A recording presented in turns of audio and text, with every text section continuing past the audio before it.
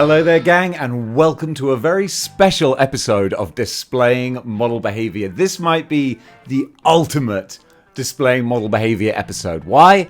Well, you know me, there are two things that I love. The Clone Saga and great big long lists. So what are we going to do? We are going to mash those two things up with the top 100 most wanted Clone Saga characters. And oh my goodness, gang, we are going into the weeds because there are the obvious heavy hitters. We got guys like Judas Traveler, 90s Kane, Spider-Side. Of course we need those, but I ask you, what about Skull Jacket? Hey? Did we forget about Skull Jacket? Or El Toro Negro? Who doesn't want El Toro Negro? And dare I even mention Volta Nacht? Come on, Mr. Nacht! We need him in our display, and in fact, there's about 97 other characters just like that. Do you want to hear about some real deep dive lore? Yeah, we're going that way because, gang, this is the top 100 Clone Saga characters that we don't already have action figures for. Let's do this. So I'm going to do this list chronologically. Oh yeah, what I did was I went back through the entire Clone Saga and I made notes of all the new characters as they appeared, which was a great little nostalgia trip for me to go back and essentially relive the entire Clone Saga. But now we've got the prominent players who don't have immortalization in 6-inch plastic form. First up, a big one that we do genuinely need, Carrion. Okay, Malcolm McBride. Is that his name? I think it is. I keep mistaking him with Malcolm McDowell. Nonetheless, though, the one who wasn't in Clockwork Orange, Carrion is a staple Spider-Man villain. We desperately need him to finish off our Clone Saga. Or Maximum Carnage display. Clone Saga is what we're doing now, Dave. But yes, he was part of Carnage's band of outlaws during Maximum Carnage, and he's the one outstanding member we got to get our hands on. During the Clone Saga, he was actually kind of rehabilitated, and he was working at Ravencroft, which is kind of Marvel's answer to Arkham Asylum. So he was one of the orderlies there, and he was in his normal human form, but of course, that didn't last for the whole time. But in the meantime, though, we definitely need Carrion. And sticking at Ravencroft with Spider-Man villains who we got to get our hands on, Vermin. There you go. I'm going to do some deep cuts on this list, but man, the first two, Carrion and Vermin, two classic, quite gnarly Spider-Man villains. Vermin was one who always surprised me because he's just a rat dude. Just a dude with some rat-like features. No, this guy's terrifying. Like, he's actually written to be, I would say, as powerful as a Wolverine or a Sabretooth. Like, this guy will tear Spider-Man apart when he's in full rat mode. Luckily for Spidey at the time, during the Clone Saga, he's the same as Carrion. He's actually in his human form, and he's working at Ravencroft as one of the kind of inmate liaison type people. So both those guys, they're doing good. But of course, that's not going to last. And sticking with Ravencroft, because the first big story, Power and Responsibility, is all set in the Ravencroft Asylum, we have John Jameson, aka Man-Wolf. And we're far more likely to get a Man-Wolf figure before we are a John Jameson, but at this particular point in time, he wasn't wolfing out, he was the head of security at Ravencroft, so I would be very happy to see a SWAT gear, military, armed to the teeth John Jameson. That would be a cool figure to have. And of course, if we're going to have a Ravencroft display, you got to have the head doctor. And the head doctor is Ashley Kafka. Currently, she is a goblin who's filled with all the sins of Norman Osborn. That's a weird character arc to take, but nonetheless, in the mid-90s, she was just the head psychiatrist at Ravencroft, and she got a lot of face time with Spider-Man, because Spidey, he was going up against it during the Clone Saga, so she was featured prominently and became a much-loved character. So, of course, they eventually stopped writing her and then just kill her off. Gotta love comics. Nonetheless, though, I want to have her on my shelf.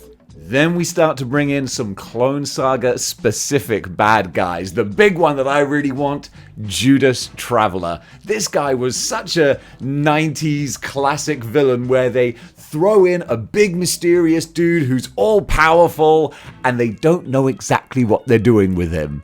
Because that was always the problem with the Clone Saga going forward, was no one knew exactly where they were going. So we introduced ourselves to Judas Traveler, this big beardy Gandalf Gandalf-looking guy who seems to have the omnipotent powers of a god, yet he also has 4 people with him who do his bidding. Why does an omnipotent god need 4 lackeys to do stuff for him? Well, that's what eventually comes out. But before we come to the reason for that, I'll talk about those 4 lackeys. We have the host. I'm going to rattle off their names here because, kind of like I was alluding to at the start of this video, no one remembers these guys. So we had Anjali Sridhara, I butchered that name there, Walter Nacht, Medea Kovac, and Morgan Boone. So one person was like the military guy, another guy was a information type person. Then I think and Anjali was she had like a spectral, spiritual kind of astral form.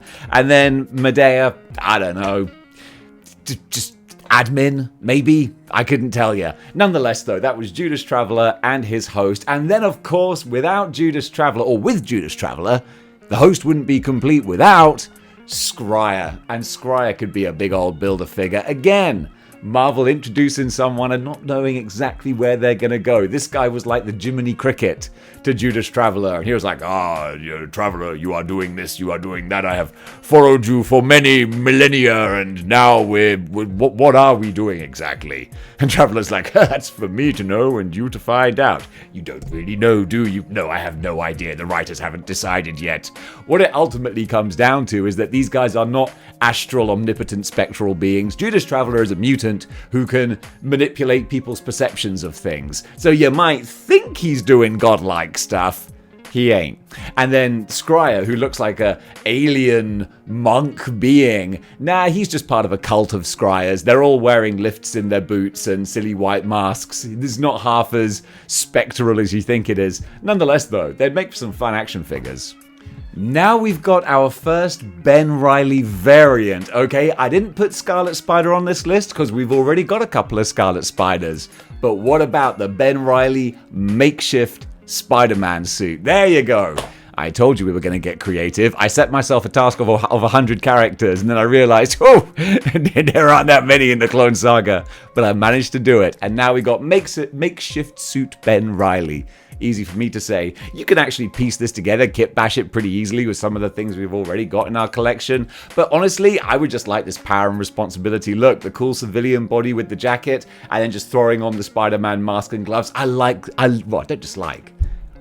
the makeshift look. I think it's cool. Just Spidey you would believe. Even Ben Reilly, he's not a full-time superhero anymore, but you never know. Just like a pro wrestler always brings his gear to a show, always have your mask and web shooters, just in case a madman takes over Ravencroft Lunatic Asylum and you got to bail out your clone brother.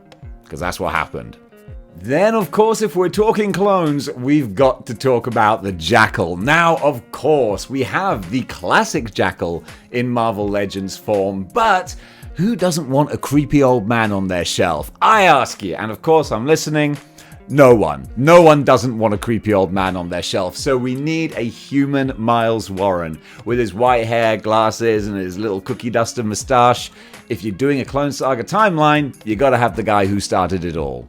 And then you have the clone who started it all. Yes, we have Kane, but we have a couple of different versions of Kane. Before we get to the cool 90s costume, I want an action figure of Hobo Kane, or as I call him, Rob Zombie Kane, because that's pretty much what he looks like. Imagine a 350-pound Rob Zombie.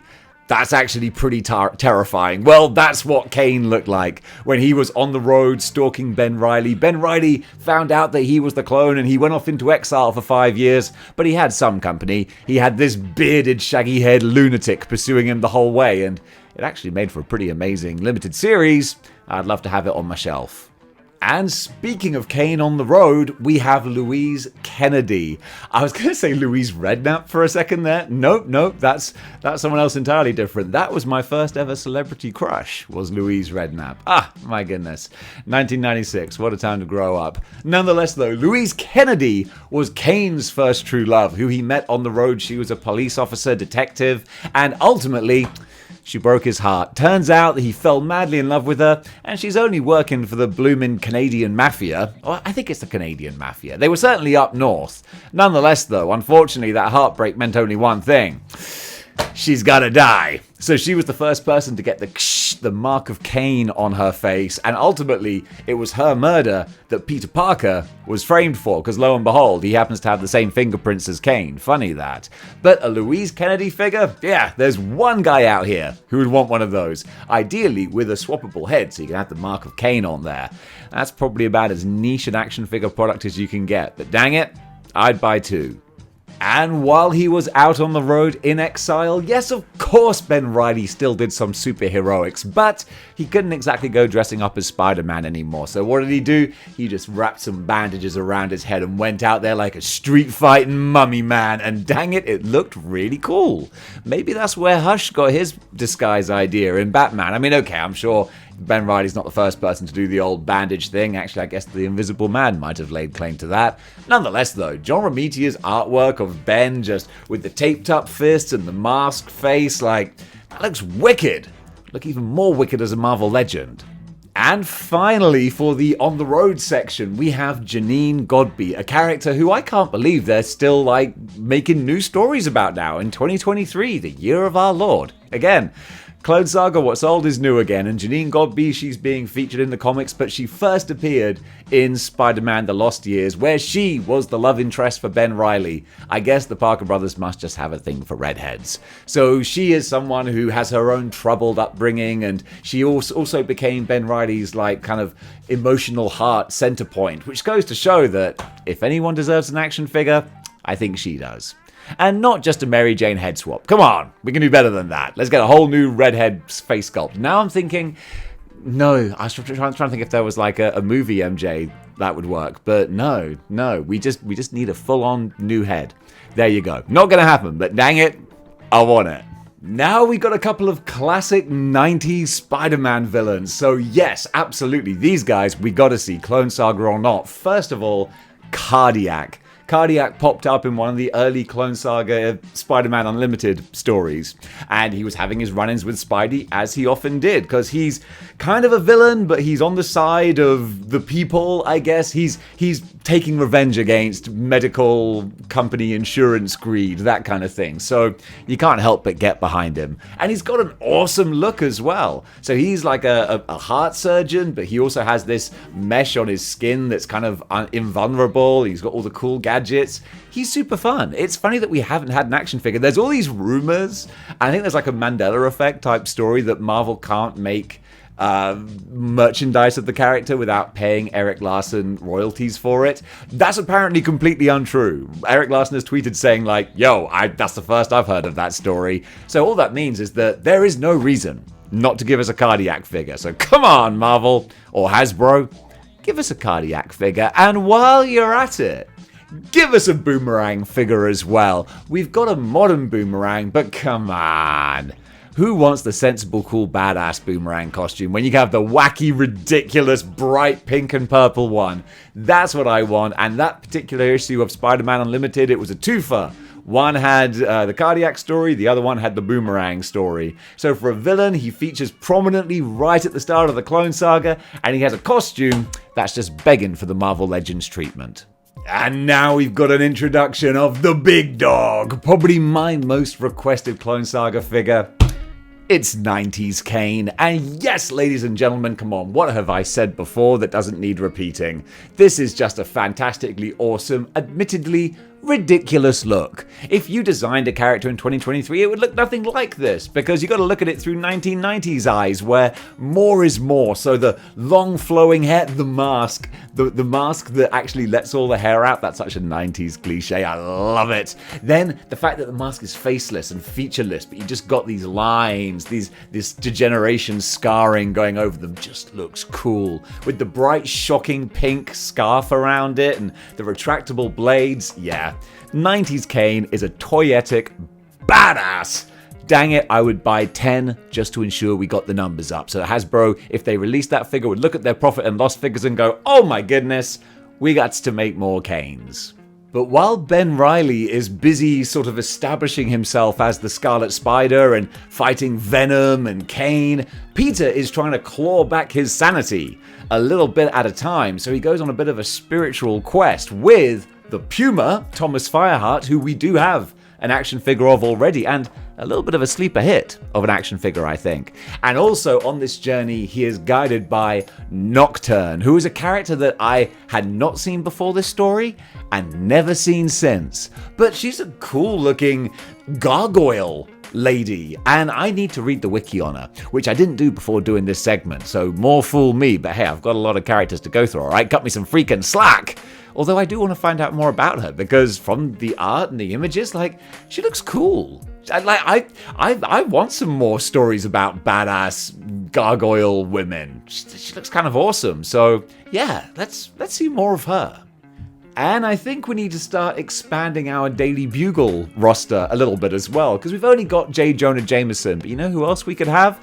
Yeah, not Robbie Robertson. That's the obvious one to go for. I'm saying Ken Ellis. Ken Ellis was kind of an antagonist for Peter at the Daily Bugle. Not a villain, just a reporter who was never afraid to get that scoop and go the extra mile and all that kind of thing. And he features quite prominently in the Clone Saga in a couple of different stories. But one of the things that stands out is the fact that he was the character who named Ben Reilly the Scarlet Spider. He was like, this Scarlet Spider on the scene. And even Ben's looking at it like, that's a terrible name. Nonetheless, though, it's stuck for the last 30 years, so Ken Ellis, he deserves the action figure treatment. Now we got a second-generation supervillain. It is the Grim Hunter. So the Clone Saga takes place not long after, I was going to say the Grim Hunt, Kraven's Last Hunt. That's the one. It's all pretty grim. But yes, so Kraven has ended his great hunt with Spider-Man, but now there is a hunter-shaped void in the world. Well, nature abhors a vacuum, so we get his son, the Grim Hunter. My brain just suddenly short-circuited on what his name was. It's the Grim Hunter. So there you go. And he had a fun design. He was never destined to last long, I don't think. We were always going to get a proper Kraven back at some point. However, just for a different look with the cool little lion shield on the shoulder there and a little 90s ponytail. People loved ponytails in the 90s. I would have grown one if I could. Heck, I'd probably grow one now if I could. But as you can see, I'm losing the battle as it is. I'm just going to be grateful for what I got. And if I had an action figure of the Grim Hunter, I'd be grateful for him too. But one person who was not happy to see the Grim Hunter was Kane. Nah, he just straight up murders him in the middle of Central Park, snaps his neck. And we're going to get a lot of that throughout the Clone Saga, especially from Kane. He just loves snapping necks and cashing checks. That's how our boy rolls. Alright, another civilian character. I know that ain't gonna happen because we were lucky to get Aunt May, but one old lady on my shelf is just not enough. I need two middle-aged old ladies. So where, oh where, is Anna Watson? Yes, Mary Jane's aunt, I guess? I think she's Mary Jane's aunt. And nonetheless, she is a kind of Aunt May sort of equivalent, and she pops up a lot. So maybe I was fishing to make 100 characters? I don't know. I just think Anna Watson deserves her due. Now one that most Marvel collectors I think will agree that we need to get our hands on is the Owl. One of the more underrated street crime type level villains. I like the Owl. What's his name? Something Owsley. Odoric Owsley? You know there's got to be some alliteration in there. Whatever his name is, he's got a fun look with the big owl hair and the cape and all that kind of thing. He's just a crime boss with a bird motif, but he's a fun one. And there's a part in the Clone Saga where he poisons Peter Parker, and Pete's got to go and try and look for a cure, and it's a fun story. And also, the Owl is not alone because he's joined with another bird of prey type villain. And that would be the Vulture, more specifically, the young, de-aged Vulture, Adrian Toomes with the brown hair and the more armored metallic combat suit. Very 90s, very much taking what was old and retro and zhuzhing it up, making it a bit more badass. And honestly, I gotta say, I loved the life-stealing gimmick for the Vulture. I thought that just made perfect sense for the character. It's a bit of a shame that they dropped it, I felt. But actually, the young look with that badass costume, that would be wicked. Yeah, he'd be an awesome addition to a general, 90s display. And he pops up quite a bit in the Clone Saga. Now we have one of the weirdest names I've ever come across in comics. Seward. Not steward, as my dyslexic brain originally read it for a little while. I sort of looked a little closer and I was like, wait, there's no T there or anything. That's Seaward. Seaward Trainer. Unless I'm not pronouncing it correctly. Help me out in the comments if I'm not. But he is Ben Reilly's mentor. He's a scientist who basically bumps into Ben on the road. Ben's spiraling down and becoming a drunk hobo, and he's all like, you got a problem with me, buddy? And Seaward's like, no, I'm just a man, and I want to help another man. Definitely no ulterior motives here, and it won't be revealed I'm working for bad guys, and it gets very convoluted. It does get convoluted, but at least at the start of the Clone Saga, he's Ben Reilly's mentor, and yeah, he deserves the recognition. And another human-type character. Do you remember Louise Kennedy from a few entries back? Yeah, she's the police detective who was murdered by Kane. Well, just turns out that she had a partner, and he's none too happy about someone breaking the neck of his partner. I guess that's what partners do. They avenge each other. Hope they don't all avenge each other. Hopefully some just retire, play dominoes. I don't know. That was probably his plan, but he can't do that because he has to go to New York and track down the killer of Louise Kennedy, who he thinks, of course, is Peter Parker. And he does have a run-in at one point with the real murderer, Kane, who doesn't reveal the whole, I'm a clone of Peter Parker, but he does burn the mark of Kane onto Jacob Raven's face just to go, oh, hey, you're probably not looking for Peter Parker, because guess what I can do? That's kind of cool. He's like, well, I guess this must be the murderer, right? So that was all a fun little side plot. When everything else was going on with the Clone Saga, we were also dealing with the hunt for this killer who we thought was Peter Parker. It was the complicated side of good. It was the good side of complicated without being convoluted. Don't worry though, we would get to that. Now another big one that I desperately want to get my hands on. It is Stunner. This was another character who was brought in very sort of mysteriously, and we're all thinking, where are we going with this? Because on the surface, she's just a big, jacked up Amazonian looking powerhouse, which is in itself pretty cool. If that was the character, I'd be kind of fine with that, but there's more to it because she keeps on vanishing, just disappearing into thin air. And it's eventually revealed that this Amazonian that we see is just a hard light hologram. And actually the person controlling Stunner, the real human being, is in like a hospital bed with virtual reality goggles on, and that's the real character. It's a cool little twist. And that leads us to the next entry, which is like a perfect two-pack pair. Why? Because Stunner's main squeeze is Doc Ock. More specifically, suited Dr. Octopus. This is what we want. This is what people have been asking for a while now. We've got a lot of different variations of Doc Ock, but always essentially rocking that green and orange. But where? Where is Armani Dr. Octopus? That's what I want to see. And you could do an easy repaint as well, because it's not just a white suit he wears a brown suit too. And in fact, I'm pretty sure he's wearing the brown suit when Kane snaps his neck. Yep, Kane was still getting the Brock Lesnar push at this time. So in a cool little twist, Doc Ock is actually the one who cures the poisoning that Peter suffered from at the hands of the Vulture and the Owl. Because essentially he says, I want to kill you. And I don't want some other schmuck to be responsible for killing you. So I'm going to save your life so that I can murder you later. That was Doc Ock's logic. God bless him. He never got the chance to, though, because Kane jumps in and and that's it. They just really wanted to get Kane over big time. And it worked. It certainly worked on my impressionable young mind. And hey, Doc Ock, you knew he was going to come back eventually. And speaking of Doc Ock, we gotta have, as a novelty, Peter Parker Spider-Man, Octo Spider-Man. Yes, the Spider-Man with the Dr. Octopus goggles and arms. I thought this was just a costume for the animated show when they did the Spider-Verse story, and they were like, oh, let's do an Octo Spider-Man. Nah, it actually came up here in the Funeral for an Octopus storyline. I never actually read that, even at the time. So they have this multi-part miniseries where essentially all of Spider-Man's villains get together and they're like, yo, has anyone noticed how we're all being murdered? And they were saying, yeah, that seems to be a thing, doesn't it? So they all gang up to try and take out Kane. Actually makes sense. And Spider-Man, of course, gets involved in the ruckus as well. And towards the end, he ends up taking on the guise of Octo Spider-Man. And I gotta say, It's actually a really fun look. And while the Clone Saga is starting to boil and bubble and pick up speed, we get introduced to gold armor doofus guys. Couldn't even find a name for them. We had an issue of Unlimited Spider-Man that's basically Die Hard. It's Die Hard with 2 Spider-Men. Bunch of gold armored guys take over Nakatomi Plaza with Mary Jane in there, and each Spider-Man tackles the problem from a different angle, basically. But yeah, these guys are a bunch of also-ran nobody doofuses. I don't really care about them. They probably get a 1 out of 5 stars as far as importance rating goes, but sometimes you gotta pad out the list a bit.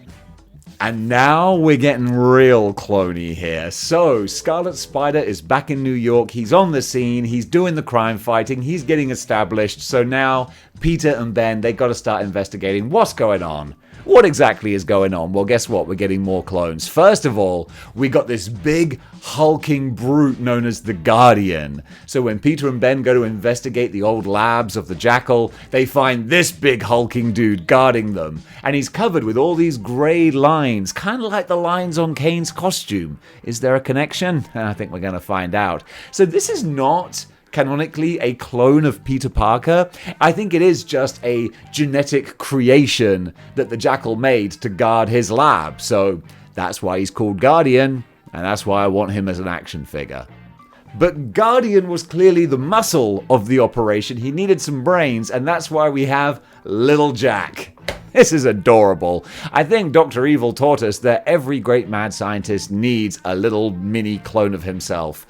And that's what Jack is. He's not even a genetically mutated creature like that. Is just a Jackal mask. Underneath, he's just some sad-looking bald guy suffering from clone degeneration. Really rather tragic. To the point where he sees other clones degenerate and he's like, yo, Jackal, is this gonna happen to me? Jackal's like, oh yeah, it already has. You're on borrowed time, pal. He's like, oh.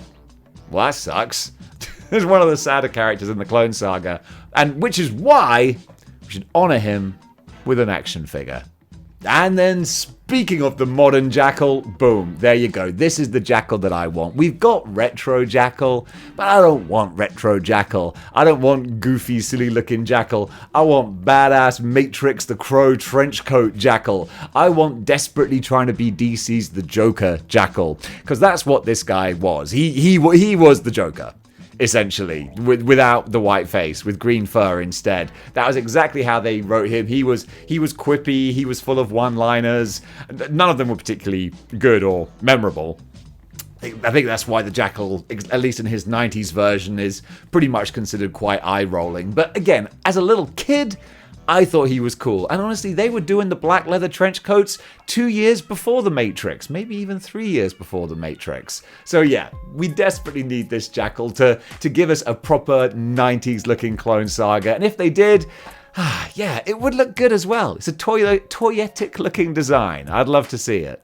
And then we've got Clone Gwen Stacy, which, I mean, we've got a Gwen Stacy figure already, but I feel like we kind of need a dissolving, kind of degrading, degenerating. That was the word I was looking for. I knew it was a D word. We need a degenerating Gwen clone just to put a little bit of body horror into this whole shebang. And you could even sell her with some, aesthetic little smoke diorama pieces that you can put around her unmentionables so that you can keep your display nice and PG friendly, PG-13, family looking. I think about all these things. There you go. I just sold an extra diorama piece for you. Well-placed smoke. Then we reach a point in the Clone Saga where we put some of the clone stuff to one side for a moment because it's time for the Planet of the Symbiotes, the big crossover event of 1995. This was super fun, actually, and it has some very cool designs in there. First of all, we have a story element where Eddie Brock loses the Venom symbiote. Not like a set of car keys or something, it leaves him. They have a lover's tiff. And it turns out that the symbiote is hiding on Ben Reilly. It takes the form of his hoodie because it feels that genetic connection to Peter Parker. So that was kind of cute, but that's not the one I'm talking about. I want to talk about Eddie Brock in his anti-symbiote commando gear. That's what we need, because once he loses the symbiote, his mind kind of settles a bit and he's like, yo, I probably shouldn't have that, should I? And Peter and Ben are like, do you think? Do you think you might have been a bit of a dick? He's like, yeah, sorry about that. So instead, he has a sonic blaster and kind of some military gear, and I thought, you know what? It's a cool look for Eddie Brock. And speaking of cool looks, we get the non-Venom symbiotes, and this is cool to see. So before the days of Null and prophecies and all kinds of symbiote gods and stuff, we just had the intergalactic symbiotes that were just a race of black blobs that went around enslaving planets. And in Planet of the Symbiotes, they were drawn full-on HR Giga style. They looked straight up like aliens, and dang it, I think they looked wicked. You can thank the absolutely genius pencils of one Kyle Holtz. I'm going to be referencing him a bit later on in this list too.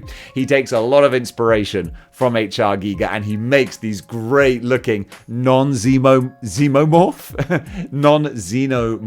symbiotes, which are clearly xenomorph symbiotes. They look awesome. I'd love a version of that figure. And also, speaking of Kyle Holtz and xenomorphs and symbiotes, he draws Venom like an alien from Ridley Scott's Alien, and it just looks badass. So I would love to have, I wasn't doubling up on characters that we already have. That's going to be a separate list. But a character that we don't exactly have is a Kyle Holtz HR Giga style Venom. If we got a Venom in this look, oh dang, that would be amazing. And at the end of the Planet of the Symbiote story, what happens? Well, the planet gets overrun by symbiotes. Don't worry though, Carnage is here to save the day. Something that you would never think you would hear, but yes, because he realizes that he could absorb all the symbiotes into himself, which is what he does. And he grows to become like a 50-foot tall giant Carnage monster. Kind of ridiculous, but who cares? It's a comic book. So, I mean, who wouldn't want a gigantic HasLab Carnage? Yeah, probably no one, actually. I mean, we don't really need it, but it's kind of fun to spitball, isn't it? And hey, like I said, you're going to try and rack up these numbers a little bit. We're about halfway through the Clone Saga, and we haven't made it to number 50 yet. So dang it, Dave, we got to start scraping that barrel. One character that definitely isn't a barrel scraper, though, 90s MJ. That's an MJ that I would love to see. We've got a couple of MJs now. We had the 2-pack with Peter. We've got Web Spinnerette. We've got the animated MJ. But come on, big haired 90s MJ. That's one that I would really love to see, because she was so important to the character of Peter Parker in the Clone Saga. She wasn't a damsel in distress. She was out there fighting for herself, having her own character arcs and journeys. 90s MJ, she was the bomb, man, and that's why us 90s kids get upset when the character gets kind of sidelined or shuffled off, because honestly, when she was written well, she was as important to the overall mythos of Spider-Man as Peter Parker was, and honestly, she was never better than when she was written in the Clone Saga, I reckon. Now, this is one that's kind of cool, and I've seen some kit bashes before, but I want to see a legit version, and that is Clone Hunter Spider-Man. Just like I said right at the start of the video, when Ben Reilly had his kit-bashed Spider-Man costume, this one was even cooler. Why? Because it uses the black costume. So Kane has kidnapped Mary Jane, Peter has broken out of prison to come and rescue her, and of course he doesn't have time to fully change into Spider-Man, so he grabs the first gear he can find, and it's the remnants of his old black costume. And this is just so sweet. How does MJ know that he's the real Peter Parker with all these clones running around? Because when he rescues her, he apologizes for wearing the black costume because he knows that she's scared of it. And it's like, oh, that's just beautiful. And yeah, Mary Jane thought so too. And it's like, dang it. Good writing. It's amazing what it can do. Then the multiple Peter Parker thing kind of comes to a head with Freak Face. This was never an official name for this character, but we had a third, which technically a fourth Peter Parker. At the time, we didn't know that Kane was a Parker, so we'll call him a third Peter Parker running around. He escaped from a tube, and he's like, what's going on? And then he's like, wait a minute, I'm Peter Parker. He wasn't Peter Parker. And essentially, once Ben Reilly and Peter are together and they've rescued Mary Jane, his programming clicks in, and it turns out he's just a murder machine, courtesy of the Jackal, and he turns into this grotesque, giant, hulking, Spider-Hulk, Roydie Magoo type character, basically. And he has a huge big fight that ends in a massive explosion, which of course doesn't finish him off. He's going to be back but he'll be back with an even cooler costume and even stupider name. So stay tuned for that. But in the meantime, I want that transitionary character. I want Freak Face. Now, much like with Funeral for an Octopus, the villains once again get together and they're like, hey, this guy Kane is eating our lunch. We really do need to murder this guy. So once again, they try and get together and pool their resources. And this time, a character who's featured, who we don't have Marvel Legends representation for, is Scorpina. I think that's it. Lady Scorpion, Scorpina, I think she goes by a couple of different names. She's definitely an also-ran type of villain. She's very much like, oh, what, you couldn't find Lady Electro? Yeah, we get to get Scorpina, I guess. But, you know, I want all my 90s villains, especially if they appeared in the Clone Saga, and that means especially Scorpina. So another nice little aside, while Peter Parker was on trial for murder, the murders that Kane committed, thanks Kane, he was getting the best legal defense in the world. But Peter Parker can't afford legal defense, but guess who can? J. Jonah Jameson. And that was another lovely little character side. JJ was paying for Peter's legal fees, even though Peter didn't know who it was. But one person who did was Robbie Robertson. And that was a very roundabout way of me getting to the point that we need a Robbie Robertson figure. You want some bonkers, silly, ridiculous, one-and-done villains? Ladies and gentlemen, I give you Fire Fist. He's a guy who has fists of fire. That's pretty much it. Burns a bunch of homeless people, I think. Like, really starting low, like, on the totem pole of people you're trying to conquer. Like, dude, seriously? Try punching up, alright? Unless you really are trying to lean into being a supervillain. There you go. So he was literally brought in just to be a jobber to the stars. In this case, Spider-Man and the new Green Goblin. But we'll get to him later. In the meantime, though, we gotta give Fire Fist his flowers. That was easy to say. Now with the Clone Saga in full swing, Scarlet Spider he's becoming quite the man about town. In fact, he's being recruited. Where's he being recruited to? The New Warriors. I thought this was a really good fit. You can't have Spider-Man in the New Warriors. He's busy with his own titles. But Scarlet Spider? There you go. So he essentially doesn't join the New Warriors, but he's kind of like an affiliate member. He's helping them out a lot, and they feature a lot in later Spider-Man stories.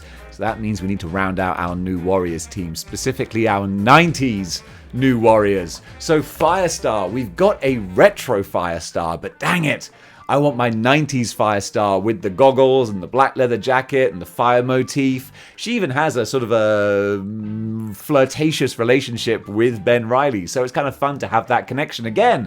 So those dang redheads, the Parker brothers are suckers for them. So we have Firestar, and then we also have Justice. And we've literally just had a brand new Justice revealed, released to the masses. So he's out there now. But he's in a modern costume. It's good, but it's not right. It's not quite 90s Justice. So until we get that, then we haven't quite got our 90s New Warriors. But the new one, it'll do it a push. But ultimately, you want that 90s look. And speaking of 90s New Warriors, there are two more that make up the particular iteration of the team that we're dealing with. First of all, there's Power Pack, who I don't know. Is he an offshoot of the Power Pack? Is he one of the kids who's grown up? I don't know, but he has a bit of a Power Pack motif to him. So again, I'm going to have to wiki this one. I just know that he's Power Pack. And then what I am more familiar with is Turbo. So she's got the little turbo things on her wrists that make her fly. Again, not the most powerful character in the world, but there was a time when New Warriors was a pretty big comic, and she was a pretty big part of it. And certainly deserves recognition in a display. And now, remember Freak Face? Yeah, well, guess what? He dusted off the little explosion that he walked through and became Spider-Side. Yes, one of my favorite stupid characters. I desperately want the evil fourth clone of Peter Parker. I love the reverse Spider-Man costume. What's red is blue, what's blue is red. That's a nice little way of doing things. He's big and hulking and brutish. What's kind of funny, actually, is that he's a shapeshifter. So you see that he actually shapeshifts this costume, but there's also a panel where the Jackal hands him a costume as well. And I'm like, come on, guys, make up your mind. Is he a shapeshifter or is that unstable molecules? What's going on with that costume? Nonetheless, though, Spider-Side, completely ridiculous character. He's a goon for the Jackal, basically, except for the fact that he's also working with Judas Traveler and Scryer on the side, and they're feeding him information, and there's all a plot within a plot. And guess what? We never really fully found out what was going on there. Eventually, they retcon it to mean different things, but they didn't know where they were going. Nonetheless, though, Spider-Side, a great fun thug of a character who could have different hands with like blades and weapons and hammers. So much toyetic potential that you can do with this guy. And I was so pleased because at the end of the Clone Saga, they write him off just by he falls off a building. And it's like, well, that's not, a shapeshifter is going to just dust off his shoulder and keep on going. But for whatever reason, that kept Spider-Side out for the next 30 years. But we just recently got a Ben Reilly miniseries which flashed back to his time as Spider-Man. And hey, we finally got our resolution with Spider-Side. The character came back and got a proper ending. It was awesome. So yeah, Hasbro, Marvel Legends, if you give me nothing else from this list, which you probably won't, give me Spider-Side. Now, someone who's definitely fallen into the realms of forgotten characters is Helix. I didn't even know he had a name, but yes, there is a character called Helix. What's his deal? Well, the Jackal tried to wipe out all of humanity with a carrion bomb. That's where carrion featured earlier. He needed to get the carrion virus from him. But he had to test that bomb, so he used it to wipe out a small town. But there was one person who survived, and that gentleman turned out to be, well, he got the code name Helix. I don't know what his human name was. Johnny Bobson. And it turns out that he has the ability to evolve. He's like Darwin. He can evolve to recover from any kind of injury or attack, you name it. So Helix, I guess because of like a DNA helix, it could rewrite itself or whatever. I don't know, maybe I'm trying to be cleverer than they were. But he's a fun character in as much as, yeah, whatever he gets attacked by, he then completely shifts and changes his appearance to combat it. That's kind of fun. Difficult to make an action figure of. I guess you'd have to like just pick a lane, pick one look and go for it. But yeah, Helix, a little footnote in Clone Saga New Warriors history that honestly, I think we need to remember. Now we've got one of the many updated Spider-Man villains for the 90s. We had the Grim Hunter, the new updated Kraven. We're going to get a new Dr. Octopus, and we also got a new Lizard. It's Lizard 2.0, which is just more scales and less clothes. And that was it. It was a Scarlet Spider backup story that came in one of the Planet of the Symbiotes issues, and it introduced us to this new version of the Lizard, which didn't really last long because it's not a very exciting version of the Lizard. He doesn't speak or talk or anything. It's just a savage animal, which of course is later revealed that ain't Kurt Connors. But for a while, though, it was the Lizard. And hey, it's a fun look. There are actually some Lizard figures that kind of resemble this guy. So you could sort of sneak him into an existing display. Nonetheless, though, I'm a fan of the classics. So I want the full Marvel Legends treatment for this big dinosaur reptile creature dude. He does look fun. And while Ben is messing around with the New Warriors, he gets introduced to one of their villains, Genocide, which is one of the most 90s names for an evil character, where guys are like, what's a cool death-killing type name? Yeah, we were going to go with this. And it's like, it's quite an intense name, but okay. But you just look at the character and it's like, yeah, that's as 90s as you get, with just the huge big armor pieces and just crazy elaborate, over-designed, over the top, and I'm not over it, because I think it looks great, and I'd love to have her in a collection.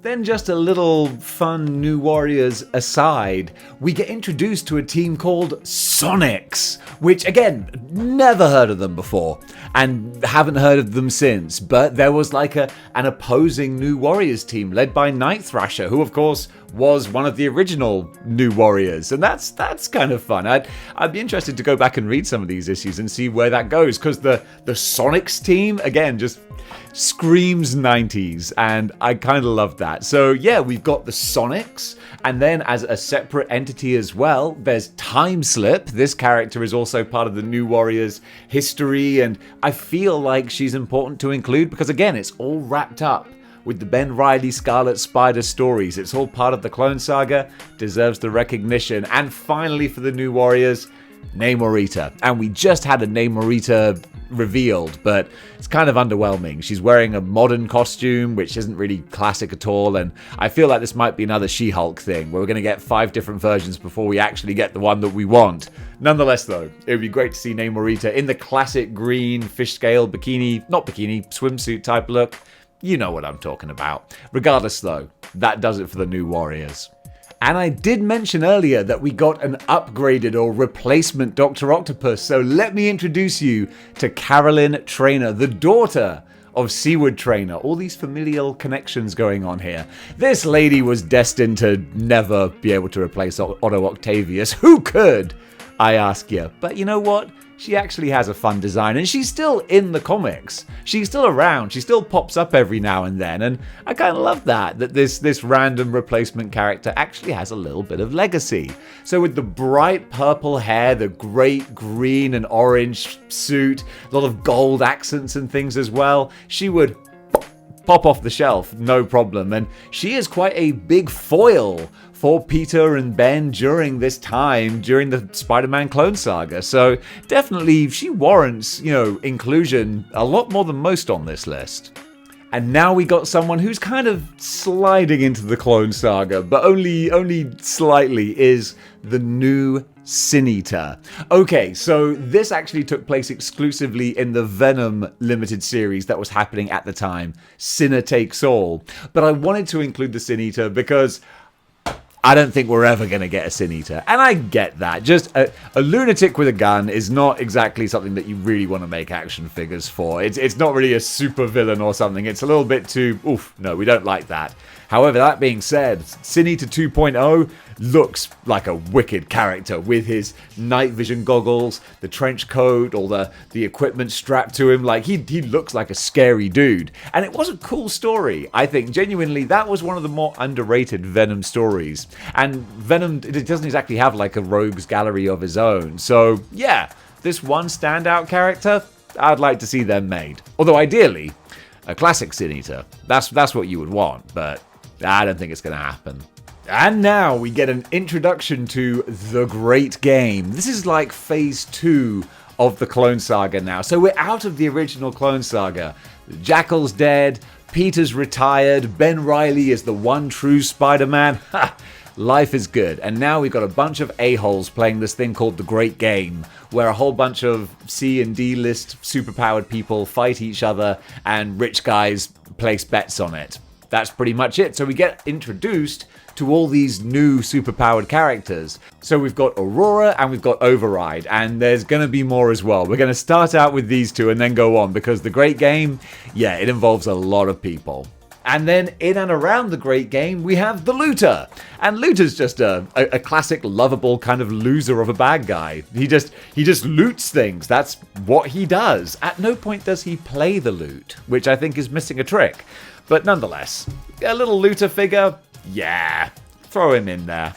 And now we've got a big one. Alistair Smythe, the ultimate Spider Slayer. Yes, we have just got an Alistair Smythe, but it's the animated version, which isn't that different from the comics, but it's different enough that makes me say I want to have a proper comic book Alistair Smythe, just with the robot legs and the mullet hair, and just looking a bit meaner and a bit creepier than the animated version we're getting in the 2-pack. That's what I want to see, and if Hasbro could do it, that would be wicked. But Alistair Smythe would not be complete without at least one Spider Slayer.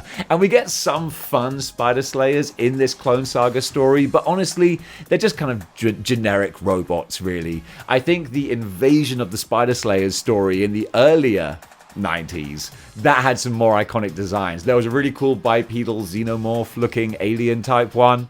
That's what I would love to see. But honestly, any big bad robot intent on killing Spider-Man, that will do nicely. And now we got a character who only stuck around for one story, but I thought there was some more mileage in this guy because he's pretty terrifying, and that is Tendril. So Tendril is a victim of a science experiment gone wrong, which is the start of any classic Spider-Man villain. So this guy was a convict that was having experiments done on him, and some of Peter's blood was used in the experiment, and it ends up basically turning him into, imagine Carnage made out of webs. That's pretty much it, with a skeleton in the middle. He's gnarly. Like, it's really terrifying looking. He's got the spider legs growing out of his back as well. Like, he's a terrifying villain. Really cool. Doesn't stick around for long, though. One and done. 4-part story. Spider-Man, the final chapter. He's introduced and all wrapped up, which is a shame, because I thought he was awesome and would make a very cool action figure. And then we got El Toro Negro, the Black Bull. As you see, my Spanish, fantastic, molto bene. So he's another member of the cast of the great game, and he is just a mercenary who goes around fighting all the other superpowered people. That's about the beginning, middle, and end of it. However, he's got a fun toyetic look. He's another superpowered character. He exists at a time in which Ben Reilly is Spider-Man, so therefore he's in the list for an action figure. Now, this is one that's actually kind of cool, genuinely. Joe Wade. All right, who is Joe Wade? Good question. The Cyber Scarlet Spider. Who is the Cyber Scarlet Spider? Good question. Okay, so it all goes back to the virtual reality hard light holograms that I was talking about with Stunner. So this technology gets picked up and used by Lady Dr. Octopus and in conjunction with Alistair Smythe as well. And this guy, he was an undercover FBI agent who was, going in deep cover with Carolyn Traynor, Dr. Octopus. Unfortunately, he gets busted. So she's like, oh, well, this is Providence, because I've got to test out this new virtual reality gear. So congratulations, you're going to do it. So he gets put into this machine and he broadcasts his brain into this holographic hard light Scarlet Spider body, which at first is just the Scarlet Spider. But then it starts to evolve and morph and change and goes from looking like Scarlet Spider to this giant silver hulking robot monster version of the character. And just the longer the story goes, the more grotesque and weird it becomes. Really cool. The more I talk about it, I'm like, yes, that would make an awesome figure. Has anyone ever made a custom of this guy? I'm sure they must have. I want to see it because this was a really fun design. Not all villains got killed off and replaced. Some just got new duds, such as Mysterio. He updated his costume a little bit, and it's an inoffensive change, but one that could look good if put in action figure form. He lost the fishbowl at first, which was a terrible choice. So he was just a swirly-whirly gaseous head, basically. But eventually they did replace the fishbowl, and then he went back to the classic Mysterio look. But for a little while, again, a bit of a 90s thing. Lots of straps. No details on the body, just lots and lots of straps and clasps and belts and buckles. And heck, you know what, Mysterio, I dare say, I think he pulled it off. And backing up Mysterio, we had a new villain called Armada. And this guy is not the most original kind of character. He's kind of like the Tinkerer. He makes robots, like little mini spider slayers, I suppose. Although his gimmick is that he is emotionally invested in his robots. He loves his robots. And it's okay to love your robots. Just don't love your robots. Well, I think this guy does. So he gets like emotionally distraught when any of these things get smashed or broken. So that's kind of his gimmick, his angle. But his costume is big, bright, metallic, purple and orange. It's a fun look. So for that alone, he gets an inclusion.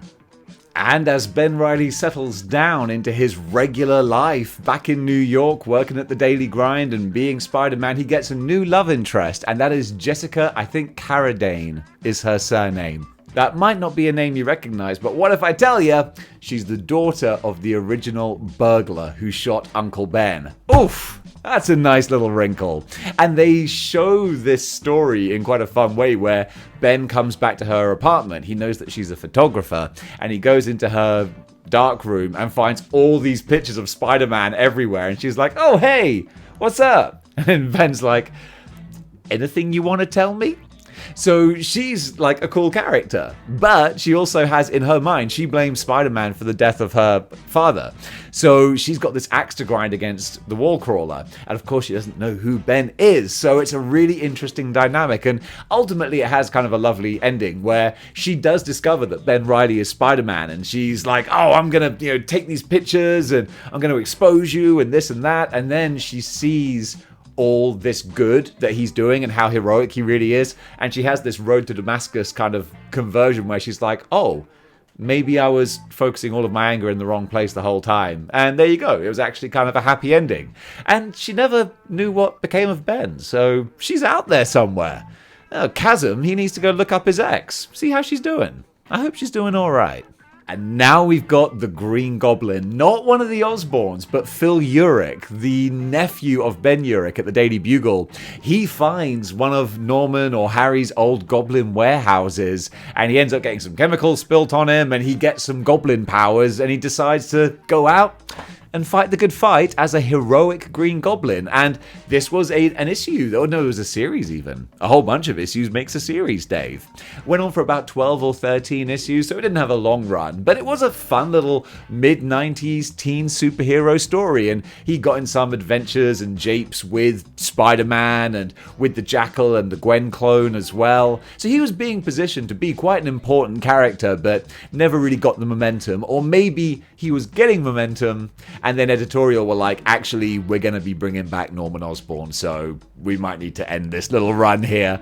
But while he was there as the Green Goblin, I thought he was a really fun, interesting take on like not even a reformed villain, but a superhero reforming the name of a villain. And the costume with like the bare chest and the purple rags and a more sort of high-end, technologically advanced glider. I thought it was pretty cool. I would love to see a goblin version of him on the shelf. That would actually be a really fun one. Skull Jacket.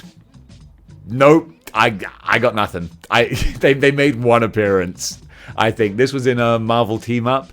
So Ben Reilly, Spider-Man, was teaming up with the Black Cat, and Skull Jacket is, I don't know, a burglar, a terrorist, disgruntled chef. I don't know. He's called Skull Jacket, and he can take on, I think he can take people's DNA or their RNA, and it allows him to take on the look of them. So kind of like the chameleon. And I think he can steal their memories as well for a better interpretation.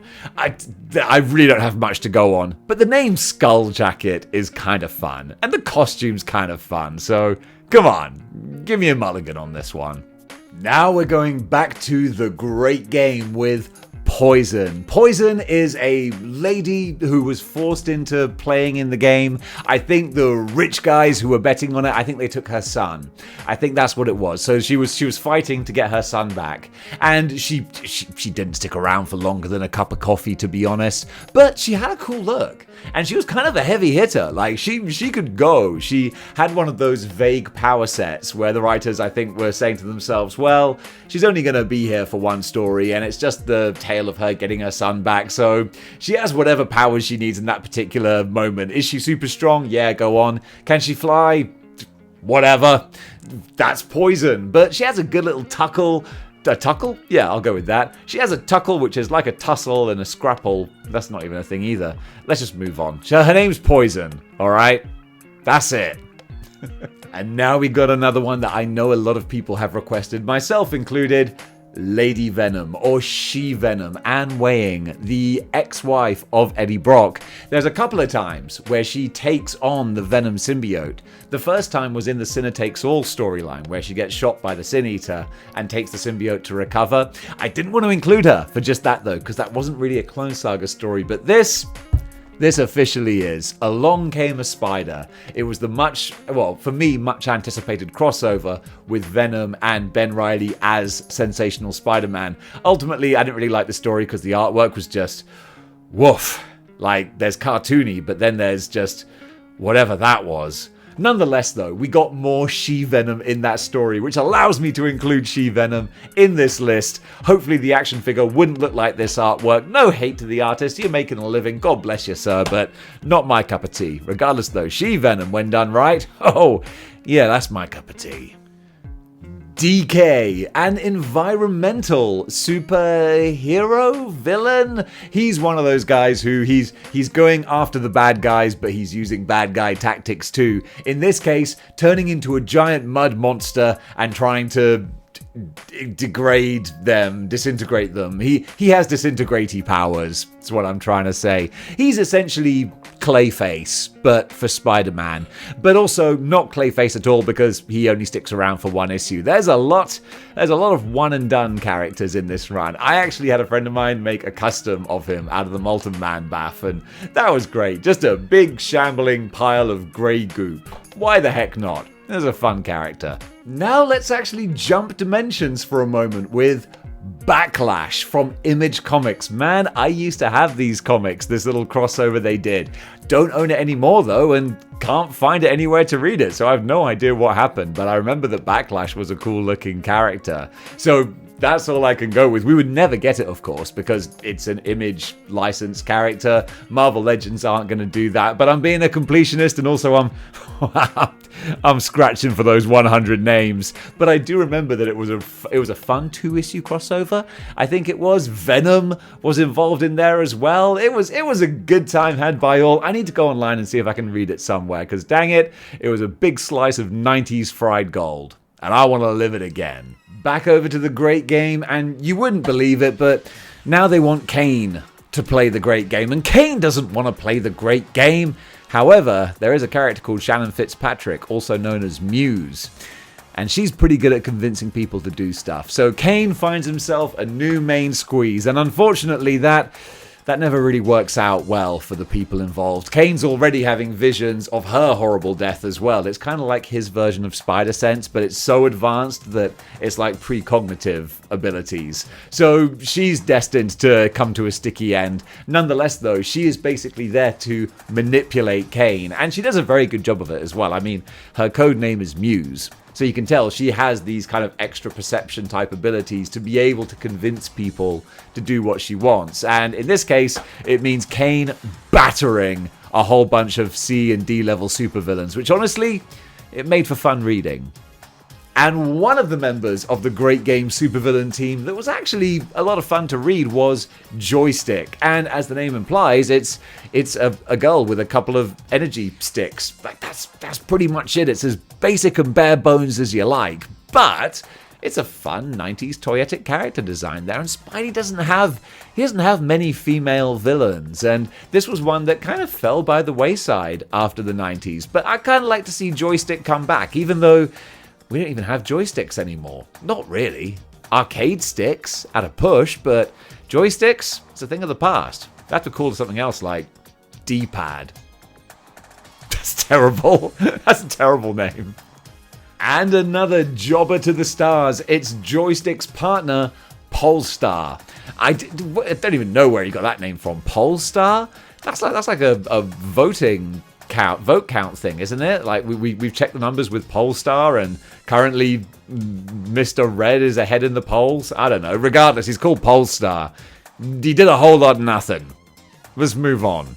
Then we get some Marvel team-up issues, one of which features the Mad Thinker. And that's always a fun one, and one that we actually need outside of the Clone Saga. Regardless of any tiny little links they might have to Ben Reilly, the Mad Thinker, he's been around for donkey's years. We need him for our Fantastic Four display. So of course I would shuffle him to where he actually belongs, being a Z-list character in the Clone Saga. However, for anyone else who's like a normal, cognitively functioning human being, you'd probably love to get him, put him with your Fantastic Four, and that would be a great addition to your Marvel Legends.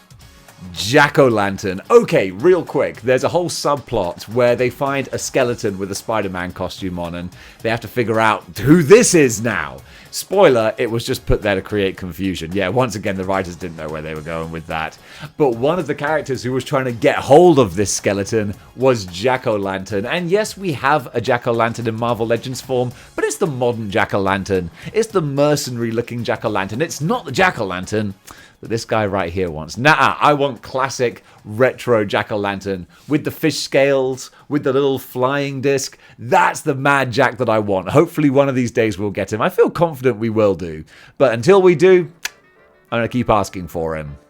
And speaking of pumpkin boys, Cyber Hobgoblin. Talk about upgrading villains for the 90s. Just take Hobgoblin and whack some cheese graters on him. That's pretty much it. That's what you get. You get Cyber Hobgoblin. It's a look that only lasted for a couple of issues. Really kind of weird how, like, they introduced him and he just destroyed Spider-Man. Like, absolutely took him to the cleaners. He sliced him, he diced him, he went up, down, vertical, horizontal. He was like the Connect 4 of stabbing Spider-Man. And eventually, like, you know, he just leaves Spidey to bleed out and they're like, wow, Hobgoblin is a badass now. And then about 2 issues later, Spidey's like, okay, gloves are off now. And he just beats him. And he's like, oh, well, that was easy enough. I thought it would have been harder, but apparently not. Cyber Hobgoblin, not actually that impressive. But a perfect excuse for a zhuzhed up, repainted, retooled Hobgoblin figure? Yeah, I'd definitely buy that. And Cyber Hobgoblin didn't come alone. Nah, he had 4 cybernetic mercenaries working with him as well. And I just named these guys Nails, Snake, Pudding, and Other. But they do actually have proper names. I double checked this. So they're actually called Lasher, Andros, Nardi, and... No, I put Nardi twice. You know what? Who cares? Do you care? Honestly, if you tell me you care, I'm dubious. I'm real dubious. Because these guys, they get jobbed out pretty quick as well. They beat the bejesus out of an unpowered Peter Parker. And I'm like, oh, what? You think you're hot stuff? They weren't. Spider-Man rips them to pieces. And then when they're nursing their wounds, Cyber Hobgoblin just blows them up. So it's like, okay, well, back to the island of misfit toys for you guys. Thanks for coming. We hardly knew ye. Then we got some more superhero team-ups, this time Willow the Wisp. I've heard of Willow the Wisp. I've heard of Willow the Wisp outside of Marvel Comics. Is this like a fairy tale or something?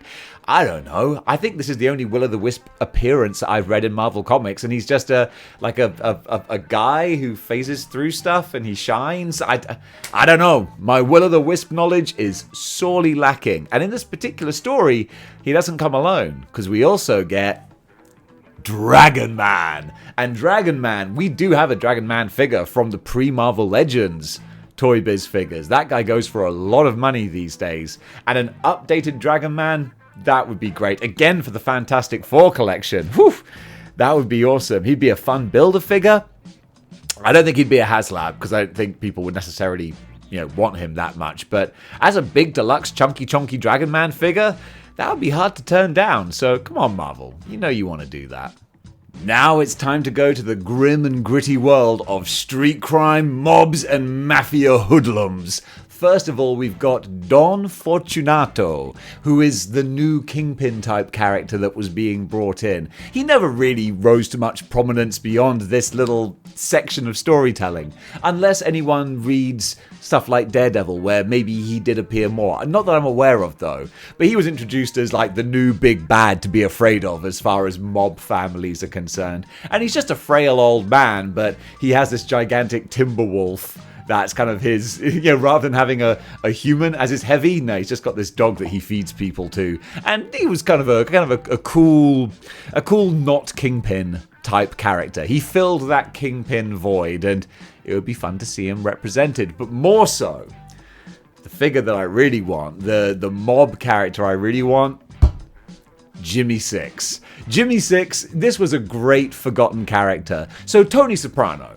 Basically, he's Tony Soprano, and he's friends with Ben Reilly. Honestly, I can't remember the exact set of circumstances that leads to him being in the debt of Ben Reilly, but it's really great because he's no better a human being than any other mob guy, but he's got this loyalty to Spider-Man.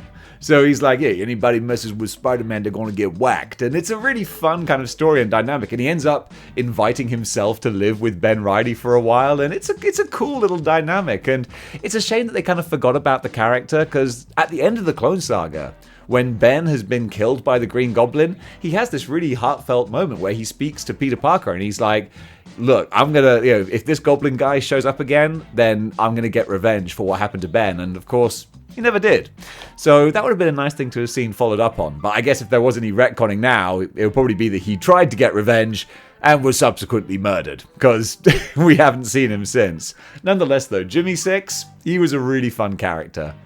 Now, what would Spider-Man be without a good old Daredevil crossover? And with Ben Reilly in the new costume, it was only a matter of time before they got together. We've got a Ben Reilly action figure already, but we don't have the shooter. Can you guess what he does? If your answer was he shoots people, you'd be right.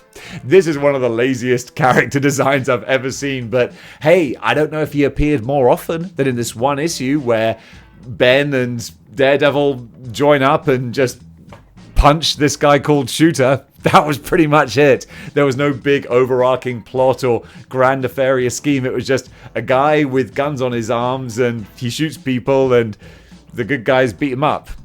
That was it. The 90s were a simpler time. Now we got a real favorite of mine, and that is Delilah. Delilah. She was the main right-hand person to the Rose. So we've got a Rose action figure. Why don't we have his number one hired guard? Because Delilah didn't stick around for long, but she should have. She had a really cool design and was drawn two very different ways. When she was first introduced, she was drawn by Mark Bagley, and she was very kind of tall and slim and sultry, very ninja-y, very Elektra kind of look. And then later, Steve Skroce drew her, and she kind of looked a lot more like a female bodybuilder, like uber athlete kind of character, and that was really cool because we don't get many characters drawn like that where the artist really goes for functional style or functional substance over style, and I really liked that look. But that's not the look she really had for the Ben Reilly issues. Those were more the sleek, slender, Mark Bagley, elegant kind of designs, but to be honest, either one of those I'd be happy with. We're drawing close to the end of Ben Reilly's tenure as Spider-Man, but not without getting in a little tussle with Swarm. Swarm, another character who, outside of the Clone Saga, we still really need. Come on, a skeleton that's covered in bees? Yes, please, take my money. We got a Spawn figure years ago from Toy Biz when action figure technology wasn't even a patch on what it is now. Imagine what you could do, Hasbro. With all of your sculpting and painting techniques at your disposal, you could make an amazing Swarm figure. Lord knows I'd love to see it. Alright, it's about time for the great game to come to an end. We're all tired of these rich a-holes betting on superhero fights, but we're not going to finish it off without 3 more editions, and all 3 of them are characters that we all really want to see, Clone Saga or not. First of all, it's only the Rocket Racer. Yeah, a very silly character, but a fun one as well. With his hoverboard, skateboard type thing and the bright red and yellow costume. Shiny, toyetic, bombastic, pops off the shelf. Rocket Racer, he'd be an instant purchase. And then, speaking earlier, as I was right at the start of this video, about Maximum Carnage, there's one more superhero for the good guys team, and that is Nightwatch. Easy to forget, because he only appeared for a cup of coffee in Maximum Carnage, but at this time in the 90s, he was still elbowing his way into the occasional issue, and here he's a part of the great game, grand finale, and honestly, the big Spawn ripoff that he is, it's still fun to see him rear his head every now and then. So yeah, Nightwatch, he'd be a great addition. And finally, for the great game, we have Chance. And again, it's another figure, Clone Saga notwithstanding. He'd just be great to have, this mercenary who doesn't take payment for his services, but he places bets on whether or not he can complete the job. That's a really fun gimmick. With his jetpack, his little pencil moustache, and his helmet and flight suit. So much fun. That's one I really want to see on our shelves soon. Maybe one day. And now we got Slide, who's just a slippery character. Talk about a D-list villain, but they can't all be winners. Not everyone can be Dr. Octopus. Occasionally you gotta be a looter or a trapster or a Slide. So that's all he is. He's just a slippery customer. But you know what? Ben Reilly once tussled with him before teaming up with the X-Men, so that's good enough for me. Then in the final Marvel team-up, Ben Reilly rubbed shoulders with Howard the Duck. And look, we do have a Howard the Duck already, but he's a what-if Howard the Duck, which granted can still fit into your 616, but I want a proper 616 Howard. I want a Howard with the big cartoony eyes and just one that more exemplifies classic 1980s Howard the Duck. You know what I'm talking about. And also, in that story, this was a fun thing you see pop up every now and then. Not so much now, but we got an appearance from Officer Iguanodon, who's nothing to no one, except for the fact that clearly it was the Savage Dragon from Image Comics, Eric Larson's Savage Dragon police officer character. I thought that was a fun little nod that was like a little unofficial cameo in the story. So we'll also include, just for the sake of it, Officer Iguanodon. And for the final 2 spots on this list, they both go to one character, and that is Gaunt in his 2 different versions. So first of all, we get Gaunt, as the name suggests and implies, this Gaunt life support character who is, of course, Mendel Stromm, the Robot Master. He is the right-hand man to Norman Osborn, who has been behind the Clone Saga this whole time. So first of all, we see this guy being the straw that stirs the drink, but then he's answering to a pair of shadowy hands which ultimately belong to Norman himself. So Gaunt in the life support gear, that would look great. Because also he was kind of a badass as well. Even though he is all, well, as the name implies, Gaunt, he still can pack quite a wallop. And a lot of people at the time thought that this was going to be revealed as Harry Osborn, because everything towards the end of the Clone Saga was getting very Osborny-ish. Lots of ties with Liz Allen and Oscorp and stuff. You're thinking, okay, we got to be going Osborn somewhere, but they still swerved us. And this was the Robot Master, but it wasn't his final look.